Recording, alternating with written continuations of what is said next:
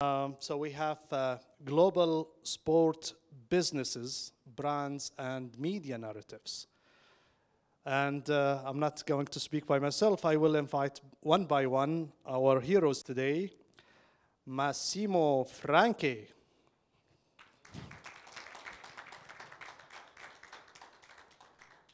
So I did pronounce it good? Very good. Okay, good. You can have a seat. Thank you. And now I'm happy just to invite Romeo Jozak. Romeo, have your seat. And last not least, Guillem Balagué. As you see, we are talking about global sports, and we can represent this subject really well for main languages, different languages, and we are from different countries. Hopefully we can have a great session all together. Okay, no need for this anymore. Okay. Massimo, how are you doing? How are you doing? Very good. Govorimo Hrvat? Sigurno. He doesn't know. You have been long in this career in journalism. How do you see it nowadays with reaching global audiences? You know, he is now going to 41 years old because he was born in February 85, and he's the best ever goal scorer in the world. No one with more, he is now, I think, 954 goals, going to 1,000 goals, but official, not football on the beach. Because say that some Brazilian put also, is a joke, no? But to say not people married and people not married, official goals, close to 1,000, incredible. Because Pelé also, when he was alive, recognized that Ronaldo Cristiano scored more than him.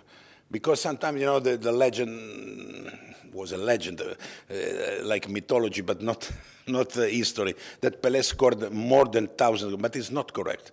He scored less than Ronaldo. Second is Leo Messi, that is not a pure striker, it's number 10, it's second. So really we live at now everybody, you, me, everybody, live at the era of Cristiano Ronaldo and Leo Messi, more than 900. Okay, Messi is not yet 900, but 870, so incredible, no? And we live this. People say that maybe Mbappé and Holland can arrive close. I'm not sure, really not sure. And also Lamine, but Lamine is not a striker.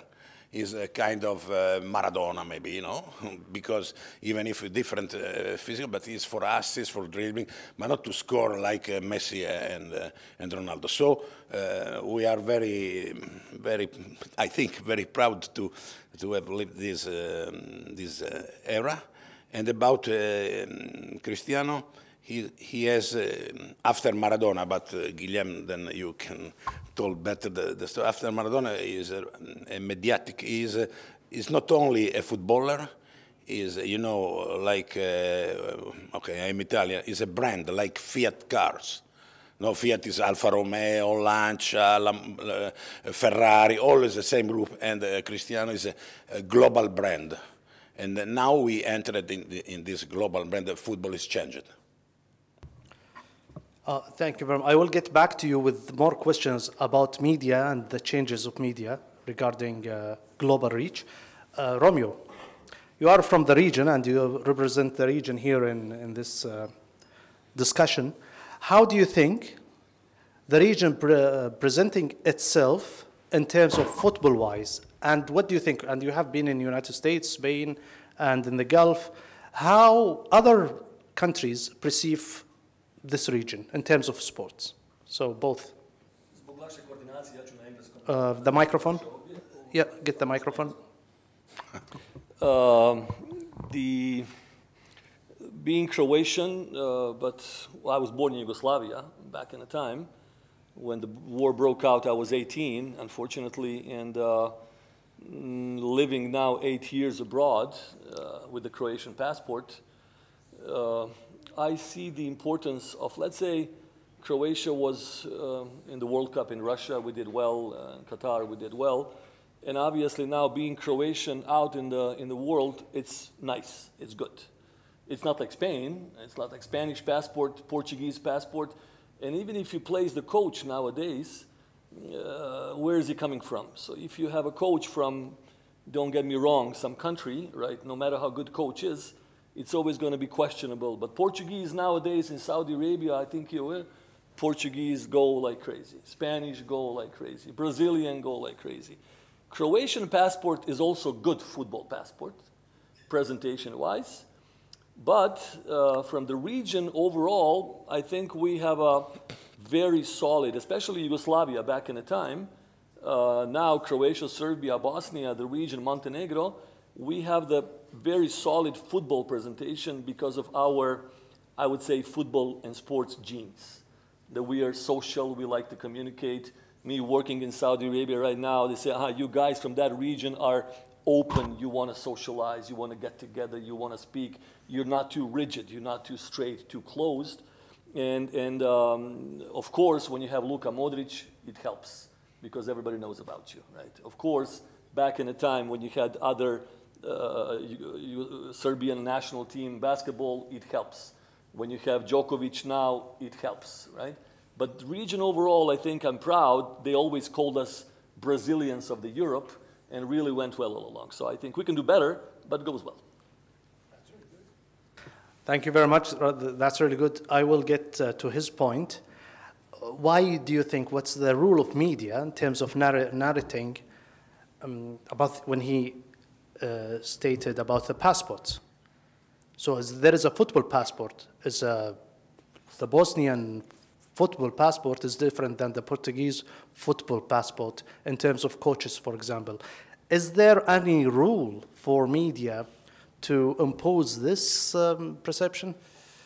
This narrative? No, I don't think so. I think the success of Portuguese and Spanish coaches have to do with the job that they've done to understand the game at academic level, coaching level, infrastructural level. They put a lot of effort into it because Portugal, a small nation, Spain, a country that don't create the people in this region. You're all tall here and strong and physically very ready for a lot of challenges. We're not like that.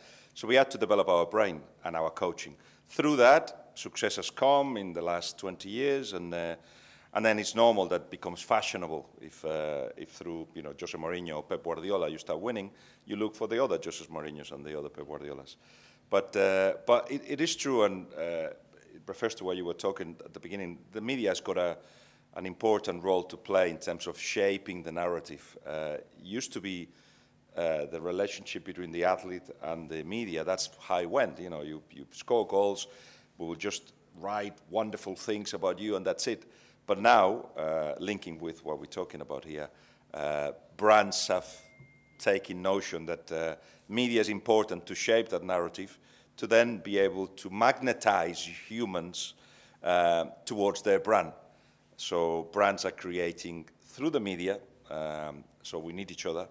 They're creating joy and wonderful memories to commercialize the athlete. And that's perhaps the biggest jump from when Massimo and myself started working to now.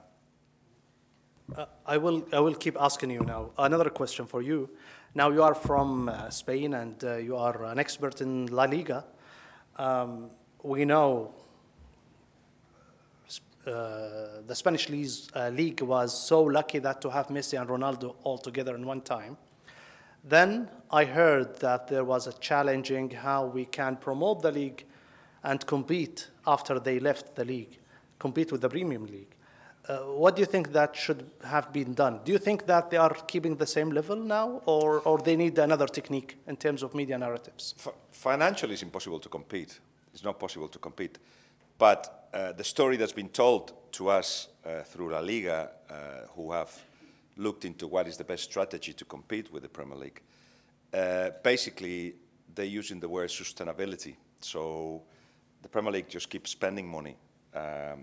In some cases, increasing debt to such a level that if they continue like this, they could implode at some point. It's not possible to spend so much money all the time. That's what La Liga says.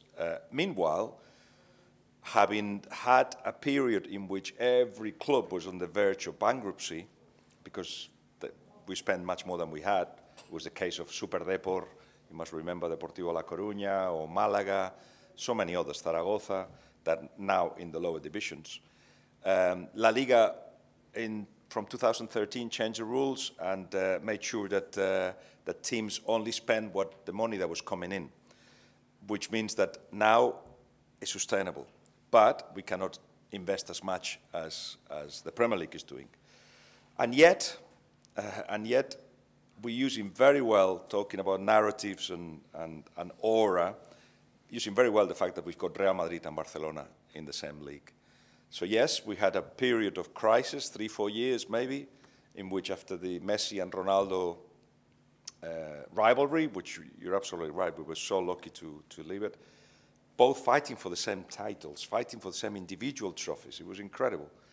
2 or 3 years in which La Liga still won in Europe, Villarreal or Sevilla, whatever. But now we've got Lamine Yamal and Mbappé. So the attraction of Real Madrid still brings the Mbappés of this world.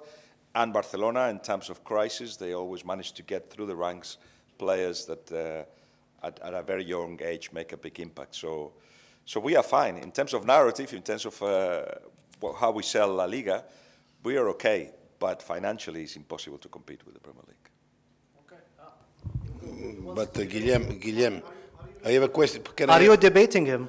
No, I disagree completely with what you said in the last part, because Real Madrid is the best club ever in the history of football. Will buy Lamine Yamal in maybe 1, 2, 3 years, winning more Champions League, and Barcelona. What do you think? Well, the fact that we can debate it, the fact that Barcelona and Madrid still managed through their own crisis and building new stadiums, that they managed to still at that level, it's fantastic. It's great. It's what football makes football interesting. Yeah. No, it was a joke. No, I like to do a little bit show, but really thinking in the words of Romeo. You say Romeo, but it's English. He is not English. It's Croatian. Romeo also is an Italian name. Romeo e Giulietta. Romeo, typical Italian name. Thanks. And you know, also William Shakespeare wrote Romeo and Juliet, Italian Verona. And about this area, football, about this area. You know that of course, in football, there is England, Scotland, Northern Ireland, Ireland, Republic of Ireland. But in IAF, tracks and athletic, IAF doesn't admit Scotland, Ireland. Is UK. Okay, Ireland, yes, because it's not you, but there is Scottish, Wales, England, and Northern Ireland together. They are together. Not the flag of it is white with a red cross, UK, no? Ukraine. Why not, maybe a question for Romeo, why not another time, sorry for what I say, but why not in the future finish the time of war together, all together for the football national team, a strong championship, good level. I remember when I was young, maybe I did a pact with Mephistopheles, and I sold my soul to him, to the devil, and so I mean it's more young that they really in my passport. But I remember one team, and Romeo, he will remember, you will maybe the older. Maric was from Bosnia. Buljan was, Croatian, no? Hajabic was Bosnian. Oblak, Slovenian. Katanlinski, Bosnian. Bogicevic, Serbia. Pele Petkovic, Serbia. Šurjak, Croatia. Fantastic player, Prince Senertva, Dusan Bajevic, here, Herzegovina, but Bosnia-Herzegovina. then Acimovic, Serbia, Dragan Djajic, Serbia. What a team. Fantastic. They deserve for me to play the final at 74, but they lost against Germany. But very close, strong reigning outside. It's an incredible team. Fantastic play. Why not dream? Or maybe people can say it's not a dream, Massimo, this is a nightmare. I don't know, but I lost this proposition. Romeo, any possibility to see that happening? Is that a proposal? Is that a proposal to... Have the mic. If it's a proposal, I think we can all debate and say yes or no. I agree completely. I was born 1972. And 2 hours before this match. yeah, and 2 years, sorry. yeah. And in 1990, when this all happened, I was 18. So a good chunk of my years, I lived in Yugoslavia, and even now, I still know the national anthem of Yugoslavia, Hej Slaveni. And when it all happened, I was 18, but I didn't know. I didn't understand, I mean, what's going on. But I was in a way sorry at that time because Yugoslavia national team, Yugoslavia and even Red Star Belgrade, we were following all together because it was one Dinamo Zagreb. It was something what it was really presentable in the world as something significant. As you say, United Kingdom, Great Britain, it's much stronger, much bigger. On the press conference the other day, I spoke about the possibility that we tried to do, that we tried to organize a U14 and U16 league, ex-Yugoslavia league, call it this way. And I had all the associations, Bosnia, Serbia, Macedonia, and Montenegro. Even Hungary joined us. And everybody was saying it's a no-brainer. Let's start the U14 and U16. Why? Because everybody has U15 and U17 and U19 as a national leagues already. So we were going to go the 14s and 16s, organize ex-Yugoslavia, 2 representatives Bosnia, 2 representatives Croatia, the biggest names initially, but then later on you have promotion, relegation domestically. It was a no-brainer. It was a no-brainer. Everybody was up for it, and I think everybody even here in the room agrees ex-Yugoslavia was something special. It was something football-wise. Well, I mean sports-wise. Politically, of course, we can always debate, yes, no, here, there. A lot of bad things happened. Nobody would have wished they have happened. But sports-wise, Yugoslavia was obviously something very serious in the world of sports overall. I'm sorry that this initiative didn't go through. We got sponsorships. We got approval from the associations.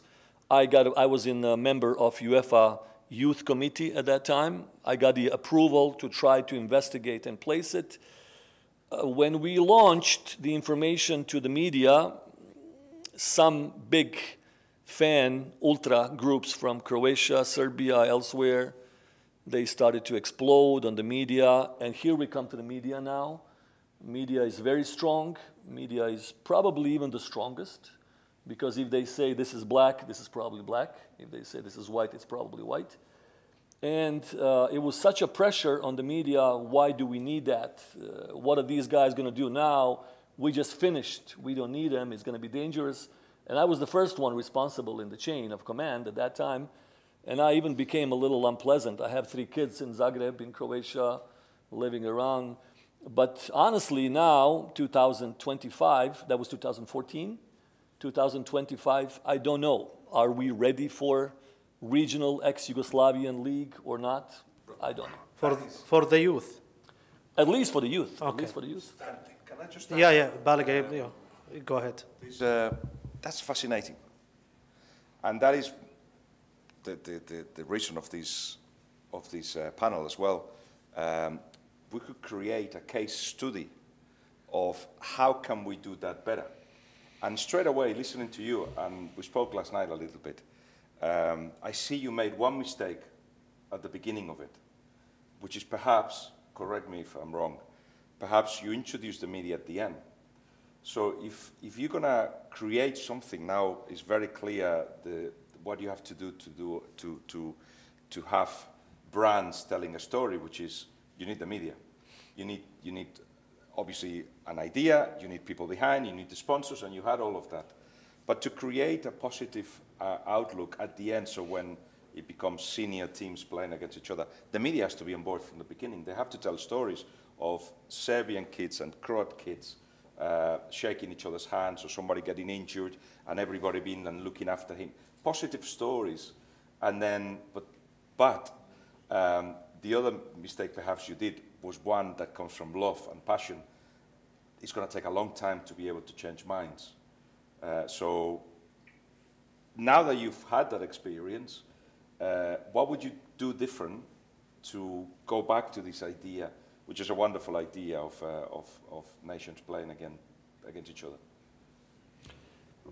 I would be curious, because we really when we included media, well, it wasn't the first day, it was the second day, right? It was a good, even the sport club television, they were supposed to be the sponsor of the whole championship. We would play the games, imagine playing Crvena Zvezda protiv Sarajeva or whatever.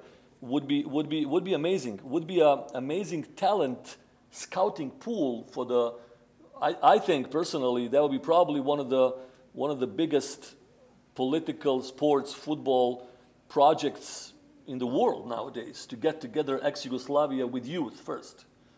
And I would be proud to get it again. I don't know. What's your opinion? Do you think we have a chance to, that we have a respond over there? Please, yeah, yes. Yeah, maybe because of the translation as well. So the microphone is here. I would love to hear the audience because it's a sensitive topic. Good point. Yeah, basketball made it through ABA League. They made a regional league. Someone may like it, someone may not, but the result is higher quality in basketball in region. So why can't football do something similar? Well, I would love the answer.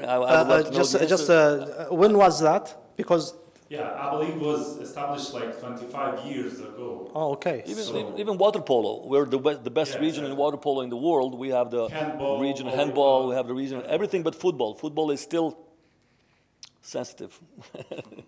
Is it just about fans or?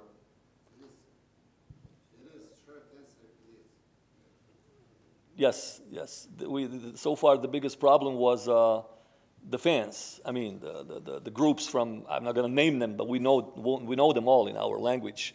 Grupacije iz Zagreba, iz Beograda, odmah, immediately they. So we are in 2025, and we still allow fans to control our sport.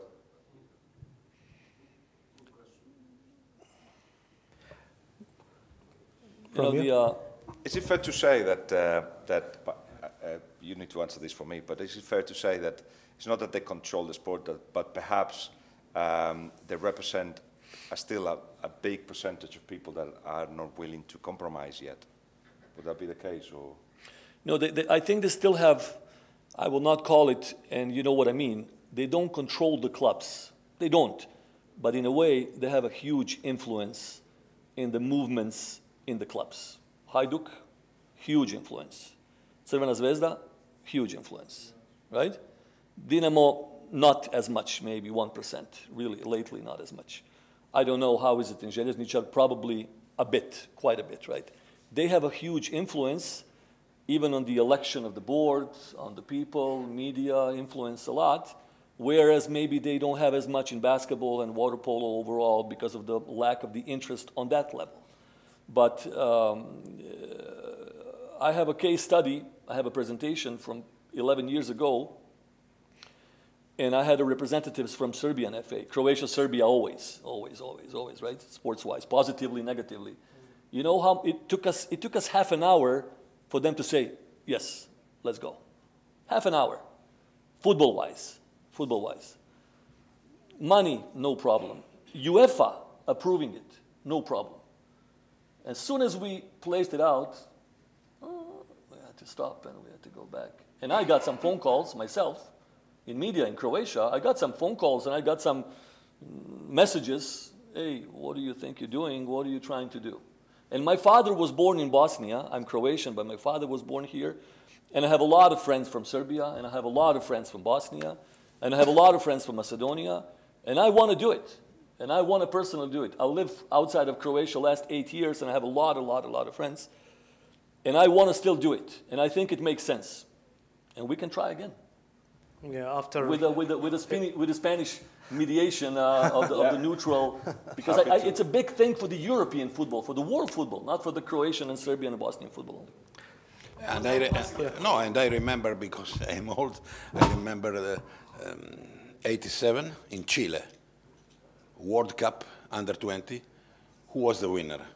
Yugoslavia, with fantastic players from all the countries here in the Balkan, and they won. They won the World Cup that is considered from FIFA the second really World Cup after the absolute. No, that for players more than 20, 21, also 40, maybe Ronaldo. But this is second, but the best young players that then became superstars. Boban, Šuker, Štimac, many players. And I don't remember, maybe the coach was Croatian, no? Or Milko Josic. Josic, no, exactly. But from every country. And this is a dream for me to watch again all together. Like in tracks and athletic, UK is not England. UK together. Let me ask, Baho, je li imamo šansu, I'm going to translate, je li imamo šansu da se to ponovo napravi? I'll translate in English. Yeah, I'm going to translate in English. If anybody can say anything, he can say about that. Ja sam isto bio involviran dijelom u te pregovore sa ove ovdje strane. Najveća opozicija dolazi iz Hrvatske i Srbije. I oni uvijek idu tu na navijače. Jedino zabraniti navijačima da ne mogu proći granicu i pokušati da se odigra.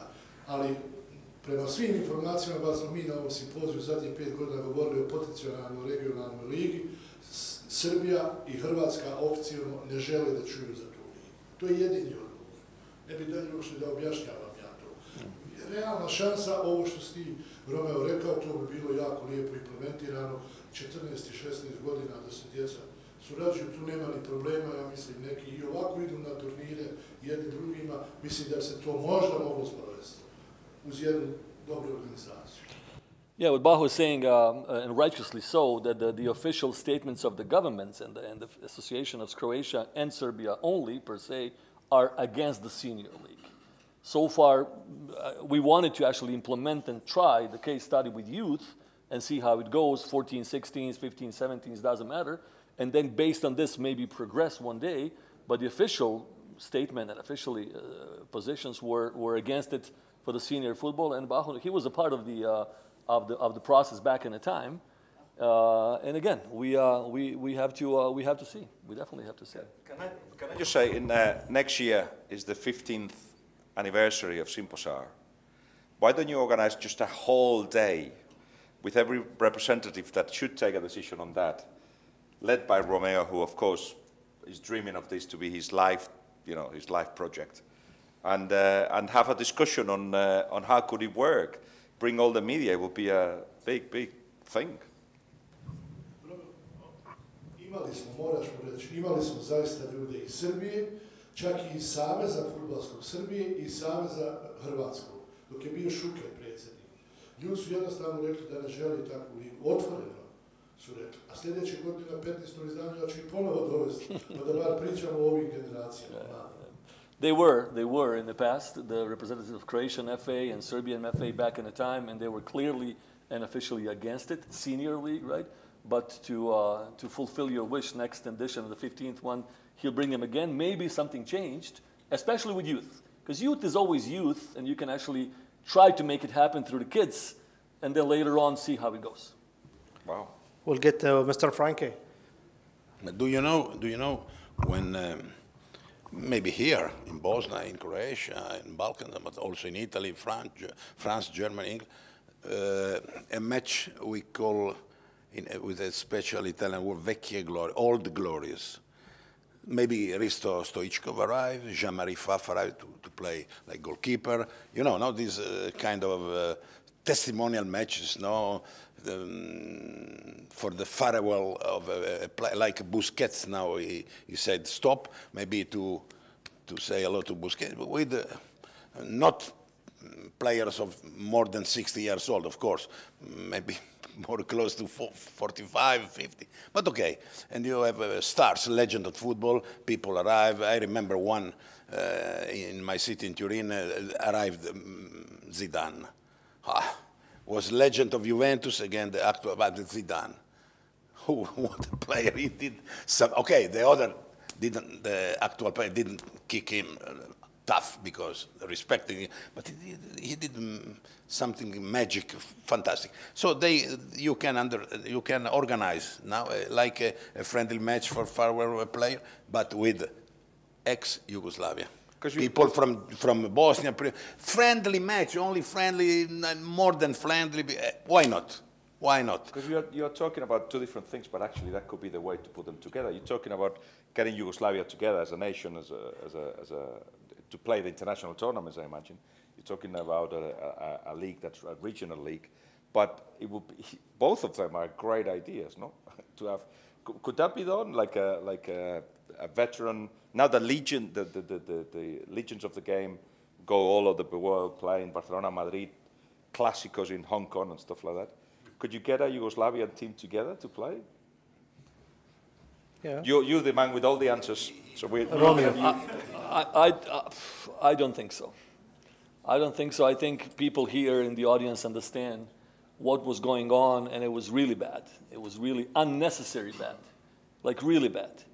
And still fresh on especially in Sarajevo, right? In Croatia as well. I think, again, I say I have a lot of Serbian friends outside. In Serbia as well. I have a huge respect with people from FA in Serbia and Red Star. And I have a lot of friends and people. We have a mutual football respect. But politically, I think it's still very fresh. And I don't know if somebody would want to play the veteran national. I don't know. In Croatia, I know what the feedback generally, not individually, but generally politically be. Mm-hmm. I don't think so. And Baho is right. So, yeah. Ja se nudim da organizujem takvu utakmicu sljedeće godine za 15. Simposar zajedno sa vama. Baho is offering to organize such a friendly veteran ex-Yugoslavia game next year in his 15th edition. And listen, we can. I'll help you. I'll pomoću ti ja. All right. The world moves through dreamers. Okay. Two of them. So if we have time. Bravo. That's really good. We have forgotten. If anybody can move it overall from media part in not Bosnia, Yugoslavia, this is Baho. Correct, because look, Simposar, Baho is the creator, the founder of this event, unique in Balkan area, in all ex-Yugoslavia, and is perfect to organize this friendly match that can move something. Romeo, can move something. Because even if now I know, because I live in Turin, the center forward is not good. Sorry, Dusan Vlahovic is not good to play. Yeah. But please. Massimo, yesterday when you stand and talked about that you don't really find talents in this region anymore under 20. You don't find, right? Talents of the under 19 or something, just to have the golden about boy. The golden boy. You yes, speak yes, about the yes. golden boy. Unfortunately, we don't have in the list player from Balkan areas. Now we will have. I said yes, one. Maybe he will be selected, and Romeo can speak. But I know him because he lives in Turin. Vasilije Adžić from Crna Gora, Montenegro, but very young, 18 years old. He will enter in the list because he scored an important goal. Tudor, the coach, Juventus did a substitution, entered Adžić, and after 3-4 minutes scored a nice goal from outside the box. against Sommer, against Inter. And we hope to see him again this afternoon, 6 o'clock, Juventus-Atalanta, maybe he will play. Okay. Tudor said. And there is a derby. For example, coaches. Coaches fantastic, because two coaches of Croatia in a clash this night, Juventus-Atalanta. Igor Tudor and Juric. Yes, Juric. Ivan Juric for Atalanta. Two Croatian. Okay, Atalanta is not yet like Milan, Inter, and Napoli, but is a very good club, and two Croatian coaches. Not bad, no, Romeo? Yes. Yeah, Mr. Balagué, I would like to ask you about who brings the soft power for a country. Is it a team, a league, or a player in terms of media narratives? Which one can help? I mean, we've heard in the previous panel, sports does a lot for the image of a country. When you talk about soft power, it tends to be related to non-European countries trying to gain recognition, because you don't talk about soft power when, I don't know, in Franco time, the dictatorship in Spain, when Real Madrid came into the pitch in the 50s and 60s and was the biggest club in Europe, you didn't hear the Real Madrid anthem. You heard the Spain anthem. Obviously, government using Real Madrid as a representative of Spain, but you didn't hear of soft power.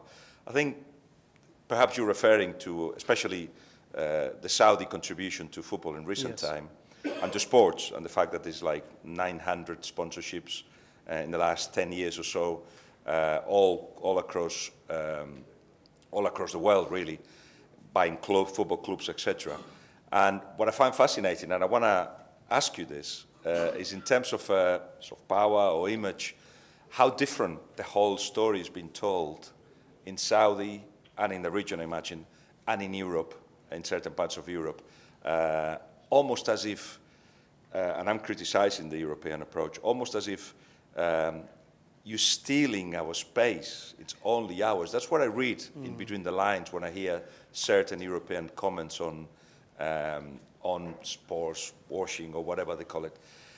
I want to know if in the region that's seen as a vision towards getting to know the country and getting to do what you just described, the soft power. Is that how it's been perceived? And do you see the difference of both approaches very clearly? Wow, I'm being asked. I'm here just to ask questions, but frankly, soft power is something we hear it even by the United States. The United States has a soft power through the cinema, for example. Everyone dreams of the United States. Even myself, I was watching Hollywood and I thought America is something. When I went there, not really. But regarding sport washing is something I don't really care about it as a Saudi and as a writer, because sport washing is a European terms, and the globe is not about Europe. So we have people in China and Congo, and we have people in Chile, and everywhere they don't really care about the critiques comes by Europe. However, I see in my generation and other generations, myself, I remember Yugoslavia national team, and I haven't heard of Yugoslavia before, but I heard it in the World Cup 1990. George Weah, I haven't heard of Liberia before. I haven't heard of Serbia before, unless I had the Red Star Club. Yeah, so I think sports can, for young generation, can improve and introduce countries. I'm not sure about Norway. We know Norway for the salmon and for Holland as well. But I'm not sure about the rest. So in this case, that was my question for the region to represent itself now post-Luka Modric era. How can the region improve itself as a hub, a sporting hub, because we know the Olympic movement and the sport movement in the region is so high and so dynamic for many decades. But still, there is the Western European power is taking over all the places, all the narratives by the media. And that's why when Romeo mentioned that a football passport is truly a football passport, because there is some quality here. Zagreb has a good university, sport university as well, research, and they have their own methodology, sport medicines. I know in Serbia that some players get recovery in Serbia, but we don't really have a big belief, at least from the Gulf, that they have really that quality that in Spain or in England or in Germany. So that's why I'm just asking, how can the region present a good story to the world about the quality that they have? The problem is, Romeo, that the region doesn't see itself as a region, no? That every country is trying to tell a story right now. Yeah, I would say so. I would say so. Everybody's being separate, even though we're close. We speak the same language. It was one country, right, in the past. But to go back to your Luka Modric situation, I was lucky to be in Dinamo when I was his coach for some time. And I wouldn't say, and I was in federation as well, as a head of national teams, Luka Modric is not the product of Dinamo and Croatia FA. He's not. He's a product of somebody above. He's a talent that was given. He was born in Croatia. He has a Croatian passport, and we know everything. Djokovic is not a product of, I think, Serbian Tennis Association school. And Yannick Sinner? Yannick Sinner also? Yannick Sinner, Italy, I don't know, is it Italian, something tennis, huh? It's a talent given from above. Because if it wasn't, then we need to... So my job in Dinamo Zagreb Academy was to be dealing with the so-called fragile talents. Not God-given, Guardiola, Mateo Kovacic, and the rest. With the talents that are so-so, and you make them work, even though they're not fully talented players. Right? However, I live in Spain now, and I live in Tarragona, and they're Primera Ref. This is the third division. 17,000 people stadium, 5 pitches, beautiful control of everything. This is what I call a system and a strategy. And fully righteously when I say Spanish, not because Spanish now, Spain, 40 million people, right? 40 million people, but third division, 17,000, full stadium, people going, kids training, production. This is what I call how can you invest in order to do something to pay back. And that's why Spain has what Spain has. Portugal has what they have. They invest. We were fighting in Croatia, do we need the Dinamo Zagreb B team? In Sporting Lisbon, they have B team, U19, U23. They have 3 teams in between. And we still don't have the B team, even though we created it and then we canceled it. So something is not fully being done right. And then Luka Modric is going to maybe be born again, so he's going to be ambassador of Croatia again. But this is not a strategy. It's a pure luck and gift from above. Gift from the God. Okay. Yes. So if we may, just before we close the session, we would like to hear from you, all of you. Anyone has question or comment? Comment or question? But we need the microphone for the translator. English? Yes, I can speak louder, so no worries. No, because... for the cameras. Yeah, for the cameras as well, so... Thank you. Do you hear me now well? Or? No. Open it, just open it. No? Great. My name is Kadir, so I have 3 questions. First for Mr. Guillem, about the narrative of FC Barcelona. I read a book from Mr. Esteve Calzada a few years ago. It was talking about the narrative of a vision and mission of Barcelona to play spectacular football. And everything was then in the club made to be supportive of that vision and mission. How do we see now the status? Is it still? I wouldn't say so, but I don't know. I have a feeling that now Real and Barca are trying to get footballers for free, like, I don't know, Lewandowski, maybe next year Konate from Liverpool. So, kindly to elaborate about that. Yeah, the Barcelona have got, as you say, a mission to play good football, right? And they think that's what, through their history, the likes of Johan Cruyff or Rinus Michel have showed them. And they stick to it. They evolve it sometimes, generally by accident, because if they had money, much more money than they've got now, they probably wouldn't have gone for certain players or managers. But they now have to adapt to the fact that they don't have the finances to compete to get the Mbappés of this world. But deep down, you know, they've got Hansi Flick, who's a break of the rule a little bit. He's not the Barcelona DNA, if you like.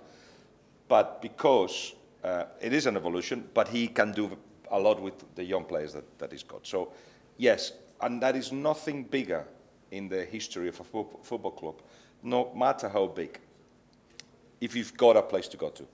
And they definitely have got that. But they also have another story they tell. They say that they are a values team, they're more than a club, and that is, I don't see that anywhere. They are run by a president who puts his friends and family to take decisions. A lot of the things that are happening are improvisation. Doesn't seem to be any strategy. The debt continues growing.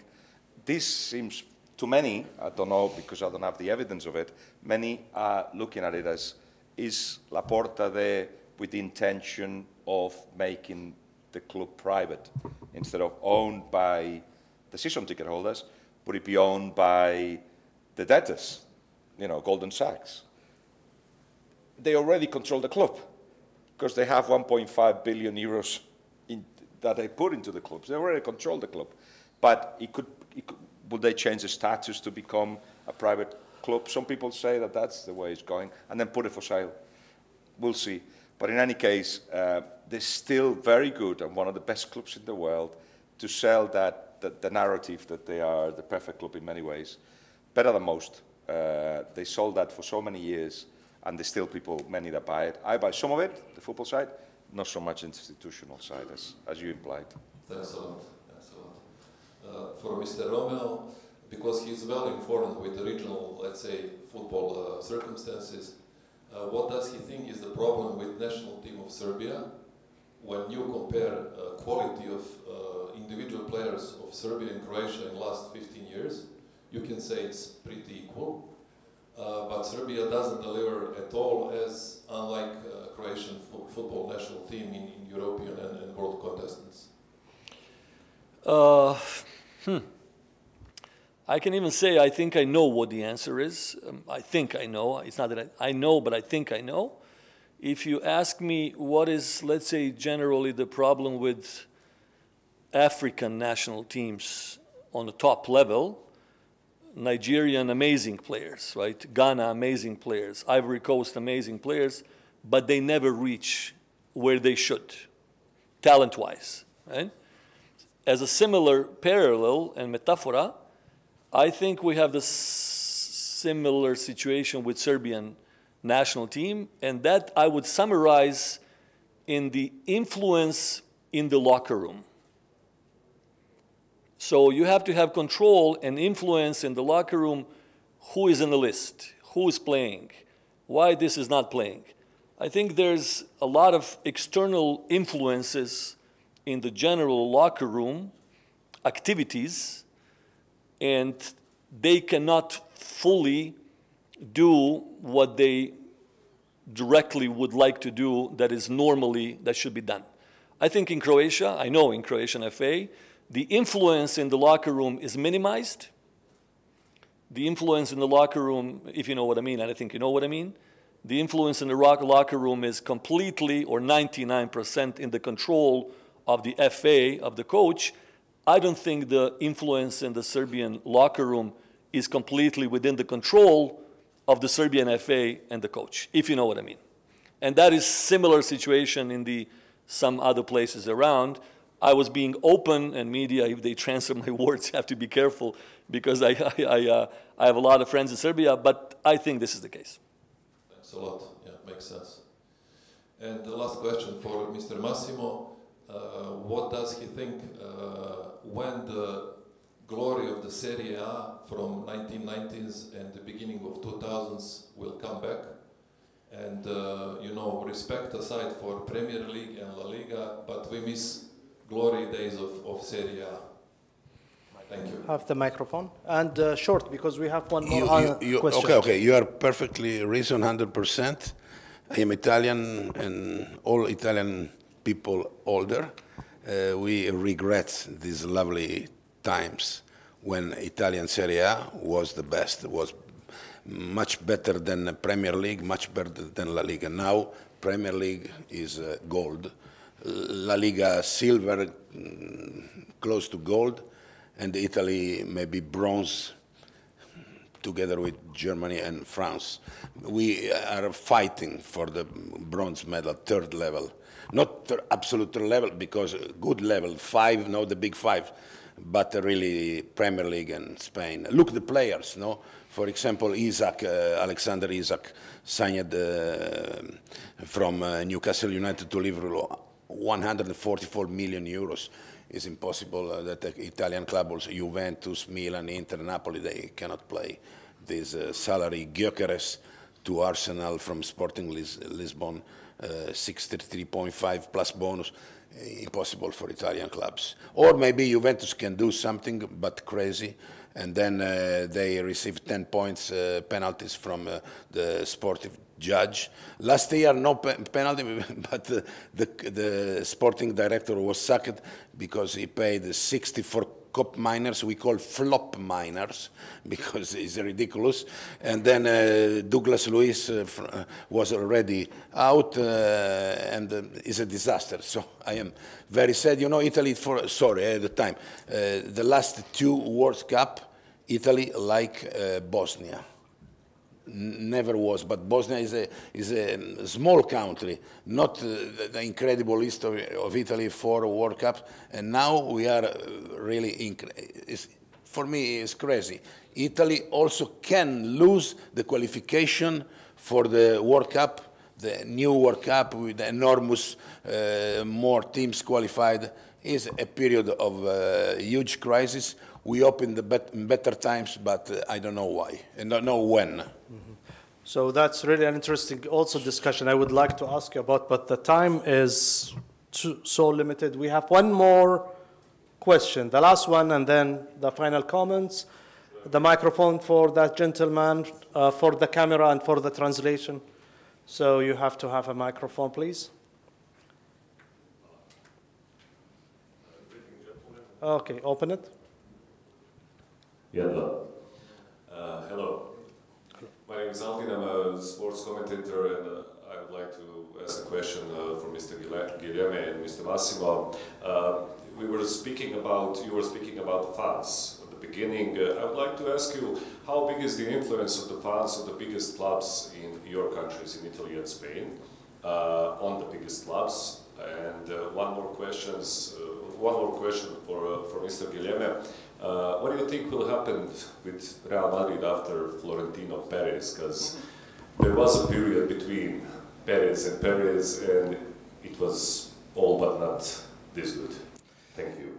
In terms of the influence of the big clubs, massive, especially in Spain. We wouldn't get the television contracts if we didn't have Real Madrid and Barcelona. But now we started this war by which Barcelona and Madrid think that referees go against them. Okay. But they're trying to gain small margins to win the titles. That brings money, support, etc. Real Madrid have put a lot of pressure for the system to change. The system changed, the referee system, who is in charge, how the referees get chosen, how do they get promoted. And 2 months into the new system, with the new system, they're not happy either. So they become, Real Madrid, who is the system, is the status quo, is the establishment, they become the anti-establishment club. They fight against UEFA, they have to fight against La Liga, etc. But they are the engines of the whole thing, quite clearly. And the post-Florentino era, his working on it.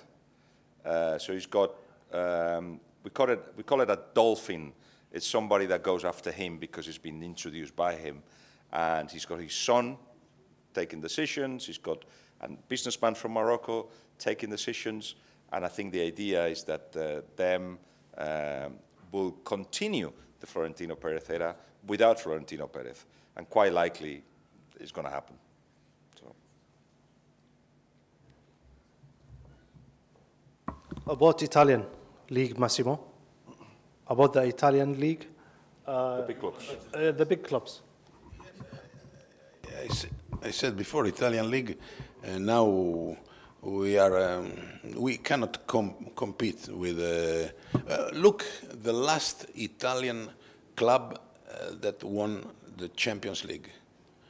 Hey, look, in the book of statistics. Okay, Atalanta did something special, but was not Champions League, was Europa League. And all is changed in football, because one time when I was young, UEFA Cup was really, maybe not better never, because Champions League had another name, Cup of Champions, no? I don't know in English how was the name of the tournament before Champions League, Cup of Champions? Sorry? European Cup.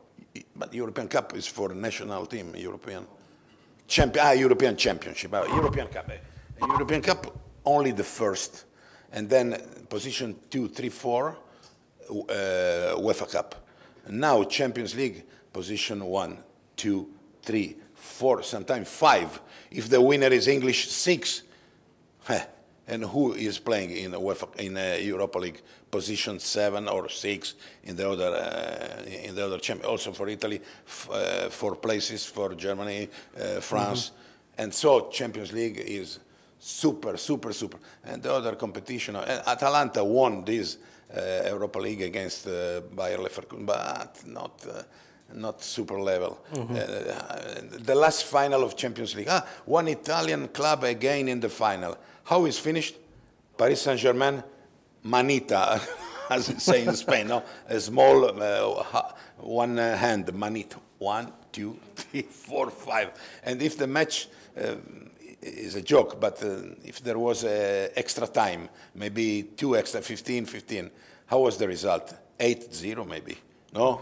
Was incredible, the difference between Paris Saint-Germain and Inter. The same happened to Paris Saint-Germain with Chelsea in the final FIFA World Cup. So that's really good. Just if you have a final word, Romeo, we will be finishing with you. Any extra comments you like? I have the floor for you. Extra comment would be you're Saudi and you could share something with Saudi football. So, you know, I work for Saudi now. I was expecting few, and we have a couple of Saudis here, so I was expecting maybe next time. But a pleasure, as always, a pleasure speaking about football, speaking about football energy, positive football energy that Bajo is promoting all along. And again, truly amazing time in Sarajevo this weekend, and God bless all. I really enjoyed the discussion. Hopefully everyone enjoyed as well the discussion about global sport, business, brands, and media narratives. I thank Massimo Franchi and Romeo Jozak and Guillem Balagué. Hopefully. Thank you very much.